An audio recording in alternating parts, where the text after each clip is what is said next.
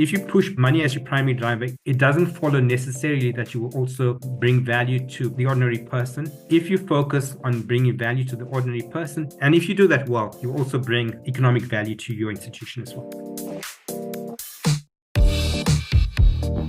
Hello and welcome to the Pathway to Impact podcast series by UIN. My name is Balzhan Razbaeva, Manager Strategic Initiatives at UIN, and I'm your host for today. This week we are joined by Dr. Revel Iyer, Director of Technology Transfer and Industry Linkages at Cape Peninsula University of Technology. He shared insights into university's innovative 4x4 engagement strategy, which brings together civil society, industry, government, and academia to create real-world impact. Stay tuned and discover how CPUT leverages partnerships, promotes active community engagement, and drives economic growth while fostering a culture of collaboration within and beyond the university.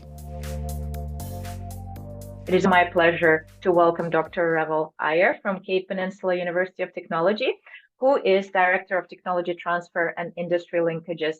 And we are very much looking forward to hearing how you will be sharing your extensive experience and tell us more a little about the strategies that CPUT has employed to enhance external engagement. Maybe just to start with, you can give us a bit of an overview of university's engagement strategy more generally and how this framework came about. Thanks, Balzhan. So we have an overarching 4x4 engagement strategy, and industry engagement falls within that. So 4x4, as you would know, includes civil society, industry, government, and academia. So what we decided was to create a comprehensive strategy with the view that CPUT wants to be a member of the community. So not just an institution sitting in Bellville, for example, but a real active member of the community. And to be a real active member of the community, you must be engaging, you must be a part of, and you must be felt valued by the community. And so obviously with that in mind, we did create the 4x4 engagement strategy. It's a modification of the strategy created by Douglas et al. And I'll just read the reference for you. It's Douglas et al. 2020, Advancing University Engagement and Global League Tables. So we did that very intentionally with the idea that we're not creating something just random, arbitrarily, but it's something that we could utilize to measure ourselves against other universities worldwide as well. And obviously it will help us to learn where we are failing at as well.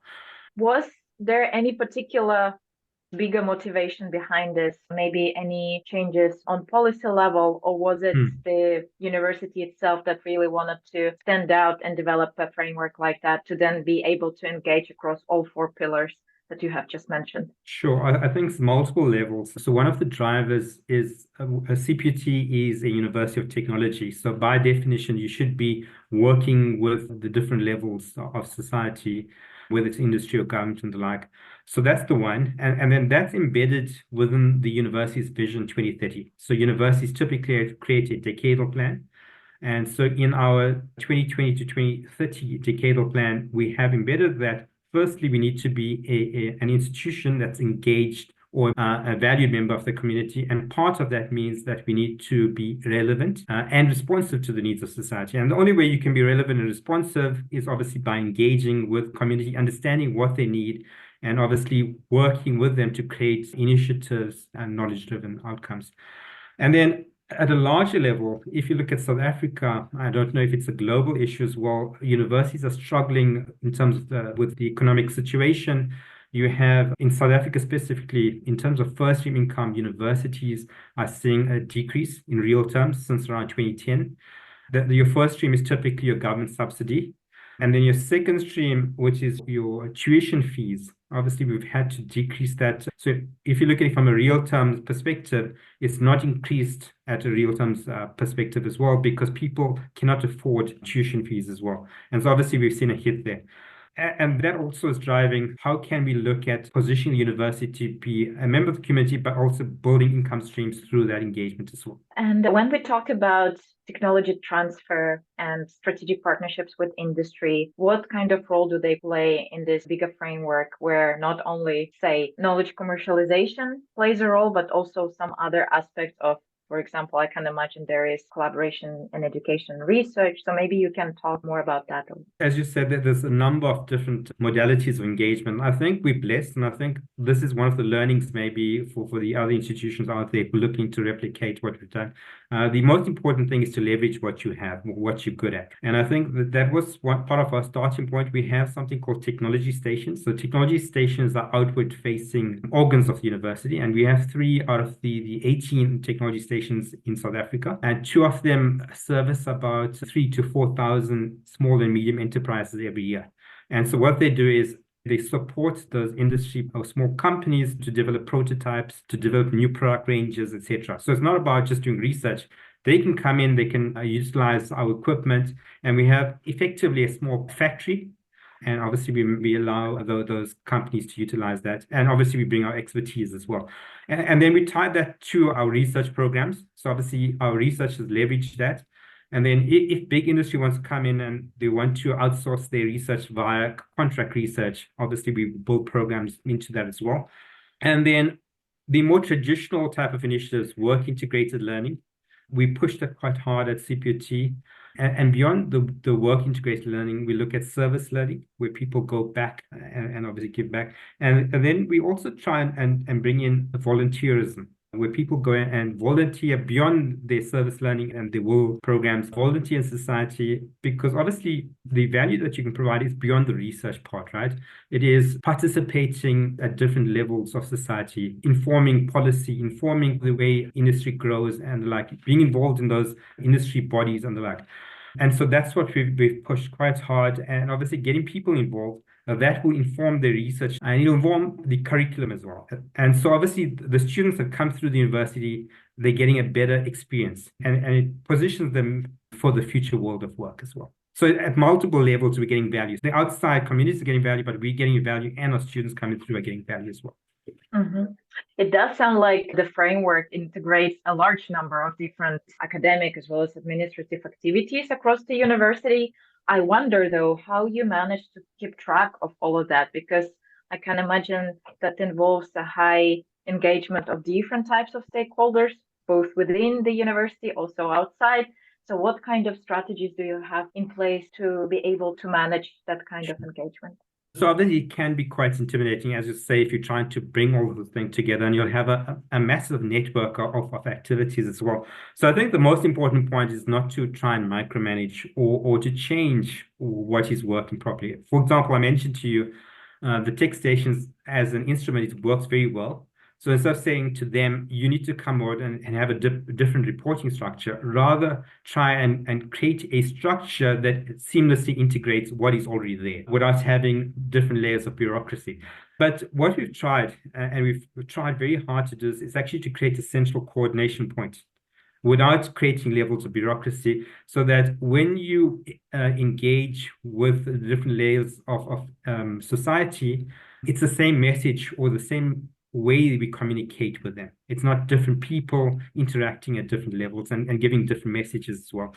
And that also was part of the strategy, and part of that was actually developing 4 pillars. One part of those 4 pillars was the performance culture, and the first pillar was building capacity, right? So we're saying we want to do this, but you have to go in and say, okay, we want to do this, but we have to build capacity within the university. We can't expect people to do things differently if we don't upskill them, inform them, etc., etc. And then we've had reduction of barriers as a second pillar. Obviously, you're working within a university is a bureaucratic environment, right? How can we reduce those barriers to make sure that the processes are streamlined, so that even if people are willing to do these things, that there isn't a pain point from the external view and from the internal view as well. And then we go to the communication culture that we're trying to create. The third pillar then falls within that is communication. And I mentioned to you having a central coordination of that communication without actually building different layers of reporting, but making sure that communication is transparent, it's clear, and that we also listen. Communication, people fail to often forget. Communication is not about talking, but also listen. And we want to listen as well to society. And then the fourth pillar there is action-orientated conversations. So when we engage, it's making sure that we build on that. Yeah. And then I think the other important thing is that we want to create this web of activities, and it's not going to happen in one day, right? So you build slowly, you add on programs over a period of time, and through an iterative program as well. In some instances you fail, learning what you did wrong, and then being reflective and growing from there. A very comprehensive system. Thank you so much. That also brings me to the next question. I'm very curious to hear how big is the institution and how many, say, people do you have in place to orchestrate that system? Because it is very comprehensive and quite well integrated the way you describe it. So I'm curious, what do you have to have in place in order to be able to orchestrate that system? As you mentioned as well, we're quite a big institution. CPT is the biggest institution from a student population number. We have 35,000 students, roughly 35,000. And then obviously a large a staff complement as well. So obviously to communicate this to all of the individuals, it's a long drawn process. So we have to utilize different modalities of communication. So obviously we'll have workshops, we'll have videos wherein people can listen to this, view this content after hours when they're free. We have structured programs through what we call something which was created more recently is the Staff Development Academy at the university. So it's a structured outlet for all capacity development initiatives, and we created modules within that for people to interact and engage on in terms of this. So it's been a slow process, and we've built it at different levels. And I think what we've said upfront is that this will be a learning process, and we want to engage. So it's not like we're creating a design pack and saying this is how you will do it, but we will learn from the people as well. Whether it's the staff, whether it's the students, whether it's the external environment. And we will be willing to learn and be reflective. So it's not a rigid structure. Obviously, there needs to be structures, but you need to understand what is not working, what is working.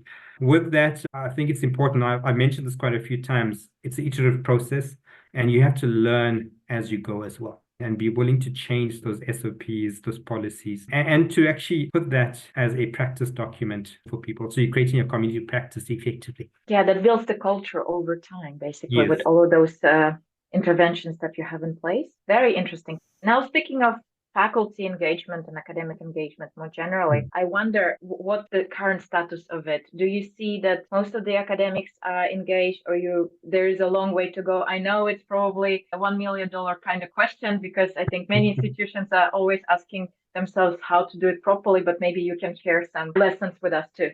Yeah, and I think you've struck the nail on the head. It's about culture, right? So obviously you're driving a change in culture, so it's about change management, and so you need to understand what drives people, because at the end of the day, it goes back down to it's about people, and you need to speak to them, and what you are doing needs to actually provide value to them as well, and so it's about how do we provide value to the individuals at their personal level? And within the university system, obviously, there needs to be benefit to them. And I think one of the most important things within the university system, we have the ad hominem promotion system that we talk about, where you start off as a junior lecturer and you move all the way to a professor. What we've done well at CPUT is that we've built into our promotion structure the recognition, acknowledgement of people working with external society, with industry, with civil society. So that is recognized as one of the categories. So when we look at you in terms of what you've achieved at the university, one of the categories is written there, engagement with industry, the amount of contract research you've done, the amount of entrepreneurship you've been involved in, the level of involvement in innovation. So that's built into our programs at the university. And obviously, then it speaks to us recognizing you for achieving that. Beyond that, in South Africa, generally, in terms of our innovation system, the technology transfer system in our legislation, we have, as per our legislation, a built-in benefit share mechanism. So if you're involved in innovation, you share in the proceeds of that licensing activity once it's successfully commercialized. And then beyond that, in terms of our contract research, for example, and third stream activities, a portion of potential profit is then paid out to those people who are involved in those activities. So there is a certain incentivization systems in place there as well. That totally makes sense to me. I just always wonder how this works in practice and whether academics are all aware of that. But I guess this is where we go back to that communication bit that you've been talking about, that it's also very important to raise that awareness. The point you mentioned, I think, is, and I had that engagement recently, and it came across that not everyone is aware of these incentives, and you're quite correct. So obviously you might have, and I mentioned you have to have different modalities of engagement as well, because you could be speaking at a senior management level, and you find it doesn't trickle down to the people working on the ground. And so you have to consciously build those communication modalities into your strategy.